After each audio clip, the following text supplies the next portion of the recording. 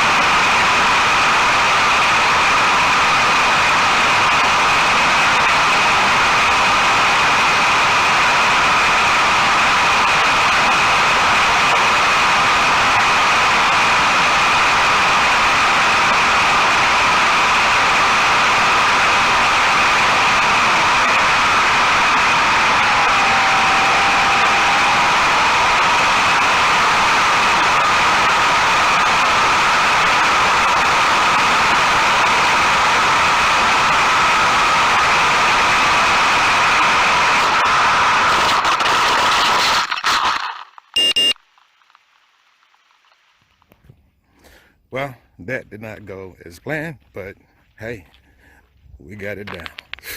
And hopefully no damage. Okay, no damage. Let us see. All right, looking good. I don't know what happened. We had to review the footage to see what happened on the ending of it. I lost footage because I was behind the church. Anyway, that was an awesome ass flight. Be hurry and get this thing turned off before it fry.